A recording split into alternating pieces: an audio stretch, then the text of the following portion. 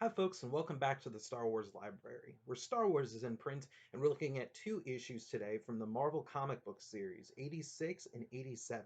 So, where can you find these issues? Well, of course, we're still in our second to last trade paperback from the Marvel series, Wookiee World, Volume 6. So, both of these issues can be found here, and the first one we're going to look at is called The Alderanian Factor, and it's issue 76, or 86, pardon me, and that is the cover there. So it's not a huge story. Both of these stories are both standalone stories, but they're not too big, so I decided to compile them both into one video here today. So this story is basically, it's actually taking place pre-Return of the Jedi.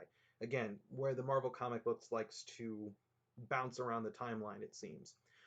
So Leia is on a mission to Yincor, and it's this world that is actually inhabited by the Empire. And Leia is, doing this um, with a couple of groups or with a couple of different species that kind of look dinosaur-esque there, which is a little weird. But of course, then they crash land on this planet because it seems like every story in Star Wars, especially in the early days, involves them crashing on some planet, but whatever. They crash down on this planet, and basically during this time, Leia actually comes across this certain stormtrooper, or he comes across her. If you look here in this bottom panel, he finds her in the crash. Now, what's interesting here is that the stormtrooper is actually from Alderaan. Now, some of you might be thinking, "Whoa, whoa, whoa! How can that be? I thought they were all clones of Jango Fett." Well, two things there. First, we didn't know that that was a thing way back, or people didn't know back in 1984.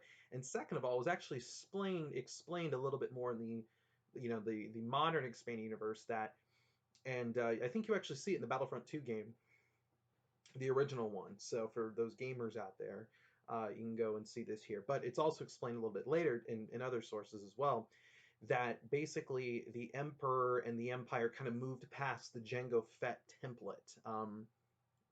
And basically they would use other sources for cloning, and they would also just bring in new recruits. So people, other people, like regular people, could be stormtroopers, which explains why in the original trilogy Han and Luke could get away with disguising as stormtroopers and not sounding like Jango Fett.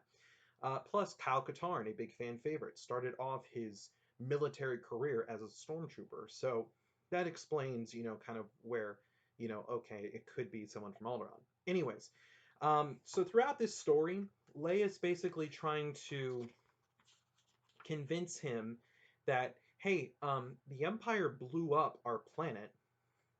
Why are you allying with them? These guys are not good. And so she's trying to make a case why he should join the rebellion. And so that's kind of the whole story here. And of course, he is gets left behind, and she is very devastated. He has a piece of like the planet or a rock from Alderaan around his neck, and she does not make it. Luke and Lando rescue her, and it ends with her very, very, very sad. Um, Not much of a story. We didn't get to see too much of Alderaan in the expanded universe. This is one of the few times we get to explore a little bit of, I guess, people other than Leia in the aftermath of the planet's destruction. So it's not much. It's kind of a throwaway story, but it's not that bad either. So the next issue is actually one of my favorite covers in the Marvel series, and it's 87. Now, granted, I'm biased because I'm a Luke Skywalker fan, but this is 87 here, and it is called Still Active After All These Years. So it's back to Luke's mission. So again, it was kind of a pre-Return of the Jedi story. Now we're back to post-Return of the Jedi. So Tom Palmer is doing the art here, actually, instead of just the finishes, and the art is actually, I actually like the art here. If you look at this first bit here, it's actually not terrible art. Um, I wish it was like as good as the cover, but whatever. So basically, Luke. The last time we saw Luke was he was on Iskalon, and he met up with Danny, Rick Duel, and Cheeto and Kiro, and then left the planet with Pliff to Shaken. And so these guys are kind of helping him out. So they all split up, And Luke is basically doing the the diplomacy and all that kind of stuff because he is one of the figureheads, especially after the Battle of Endor, kind of this main figure in the Rebel Alliance, soon to be New Republic. And so he's doing all this. The rest, like Rick Duel and all that, they decide, hey, let's go treasure hunting. Won't that be fun? And so they accidentally set off this. It's a super weapon like defense system, and basically what it does is it's kind of like a self-destruction um, kind of planet, and then they kind of realize they all screwed up. They're trying to undo it, and they're like, oh, we're gonna die. So Luke and Kiro end up going to stop or go trying to stop it. Um, and Kiro goes underwater because that's really the only place you can get it. Um, in fact, real quick too, on a side note, Luke is probably wearing one of my favorite outfits, I guess, um, that he's done before. I always like Return of the Jedi Luke, but he's kind of got like a white tunic there too. I don't know, just this is kind of like one of, I guess when I think of Luke in his adventures post Jedi during the Marvel series, I kind of just picture him in that kind of look as well. Even as a Jedi Master, he's not just all in black to me, as in my head. In fact, in the Young Jedi Knight series, Lightsabers, which we'll get to eventually, or the book Lightsabers in that series, he's actually wearing something like that right here. Um, on this cover. I don't know. I just like that look. Kind of a, it's not like the Dark Jedi, angsty Return of the Jedi look, but it's kind of adding a Jedi Master. It's kind of seeing, I don't know. I just like the look. It's cool. Anyways, so Luke and Kiro go to try and stop it, and they realize that you need to go underwater. Now, Kiro, of course, is kind of a species who, can be on land or on water, or he can't stay in plain oxygen for too long. That's why he has that armor with like the water in it. So it's kind of like Sandy Cheeks from SpongeBob, but reverse.